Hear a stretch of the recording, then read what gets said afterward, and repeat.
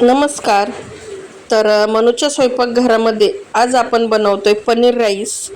तर मुलांच्या शाळा चालू झाल्यात आणि डब्याला काय द्यावं हा प्रश्न सगळ्यांसमोरच असतो.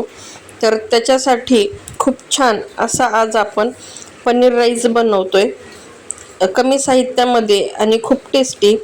हा राईस कसा बनवला हे मी तुम्हाला इथं दाखवते. सगळ्यात अगोदर इथं मी एक छोटी वाटी पुलावचा राईस घेतलाय आणि तो 10 मिनटं इथं मी पाण्यामध्ये भिजत ठेवलाय. जर तुमच्याकडे वेळ नसेल तर नाही भिजवला तरी पण चालेल. आता इथं गॅसवर एक मी पातेलं ठेवलंय आणि त्या पातेल्यामध्ये पाणी घालून घेतलंय. आता या पाण्यामध्ये आपल्याला थोडंसं मीठ घालून घ्यायचंय आणि त्याचबरोबर इथं मी थोडंसं तेल घालून घेते. म्हणजे आपला जो भात आहे तर तो छान असा मोकळा सुटसुटीत होतो. इथं पाण्याला बघा चांगली उकळी आली आहे. आता याच्यात आपल्याला आपण जो भिजून ठेवलेला जो तांदूळ होता तर तो सगळा तांदूळ आपल्याला या पाण्यामध्ये घालून घ्यायचा आहे. इथं आपल्याला हा तांदूळ 90% शिजून घ्यायचा आहे. इथं या पद्धतीने हा तांदूळ मी आता शिजून घेते. एक 4 ते 5 मिनिटामध्ये आपला हा भात बनून तयार होतो. हे बघा इथं आपला जो भात आहे तर तो बनून तयार झालाय. एकदा चेक करते 90% आपलं इथं तांदूळ शिजला गेलाय. आता याला काय करायचंय, एका गाळणीमध्ये आपल्याला याला गाळून घ्यायचंय. म्हणजे याच्यातलं जे पाणी आहे तर ते पाणी पूर्णपणे आपल्याला काढून घ्यायचंय. इथं मी सगळे जे तांदूळ आहेत आपले म्हणजे जो बनवलेला भात आहे तर तो गाळणीने या पद्धतीने गाळून घेते. आता साहित्य काय घेतले ते बघूयात. इथं थोडंसं पनीर घेतलंय, त्याचबरोबर एक कांदा बारीक चिरून घेतलाय, लसूण बारीक चिरून घेतलाय, एक शिमला मिरची घेतली आहे आणि थोडंसं गाजर घेतलंय. भाज्या तुम्ही तुमच्या आवडीनुसार घालू शकता. अर्धा चमचा इथं मी मिरी पूड घेतली आहे, 1 चमचा सोया सॉस घेतलाय आणि 1 चमचा इथं मी शेजवान सॉस घेतलाय.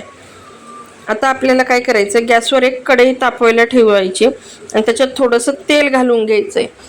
इथं तेल व्यवस्थित असं चांगलं गरम होऊन द्यायचंय. तेल चांगलं गरम झाले त्याच्यात मी सगळ्यात अगोदर इथं पनीर तळून घेते. पनीर तळून घेतलं ना या पुलावची टेस्ट खूपच छान येते पनीरमुळं. इथं मी ब्राऊन होईपर्यंत पनीर तळून घेते. खूप पण जास्त डार्क ब्राऊन करायचं नाही आहे.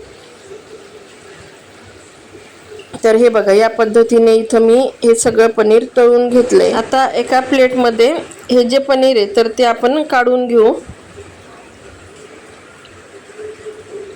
आता कढईतलं तेल मी थोडंसं इथं कमी करून घेते आणि याच कढईमध्ये आता आपण भात बनवणार आहे.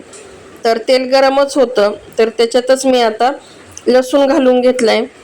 लसूण छान असा इथं परतून द्यायचा. लसूण छान परतला की याच्यात आता कांदा घालून घ्यायचा आहे. कांदा पण तुम्ही जाडजाड कापला तरी पण चालेल. त्याचबरोबर याच्यात थोडंसं मीठ घालून घेते. आता भात शिजवताना पण आपण थोडंसं मीठ घातलं होतं, त्याच्यामुळं इथं मीठ घालताना चवीप्रमाणेच मीठ घालायचं. आता कांदा चांगला परतला गेला त्याच्यात आता राहिलेल्या ज्या भाज्या होत्या त्या पण इथं मी घालून घेते आणि ह्या पण भाज्या व्यवस्थित अशा मिक्स करून घेते. भाज्या थोड्याशा शिजल्या गेल्या पाहिजे त्याच्यासाठी इथं मी 1-2 ते 3 मिनटं कढईवर झाकण ठेवते. म्हणजे आपल्या ज्या भाज्या आहेत त्या छान अशा मऊ होतील. 2 ते 3 मिनटं झालेत. आपल्या भाज्या पण छान अशा मऊ शिजल्या गेल्यात. खूप पण जास्त शिजवायचं नाही आहे, नाहीतर त्या भाताला एवढी काही टेस्ट येत नाही जास्त जर भाज्या शिजल्या इथं हे बघा या पद्धतीने भाज्या मी एकदम मिक्स करून घेतल्या. आता त्याच्यामध्ये मी मिरी पूड घालून घेते. त्याचबरोबर आपण जी शेजवान चटणी घेतली होती ती शेजवान चटणी पण मी याच्यात घालून घेतली आहे आणि आपण शेजवान सॉस घेतला होता तो पण याच्यात घालून घेते आणि आता याला आपल्याला व्यवस्थित असं मिक्स करून घ्यायचंय. सॉस चांगले परतले गेलेत आता याच्यात आपण जो शिजून घेतलेला भात होता तर तो भात कढईमध्ये घालून घ्यायचा आहे.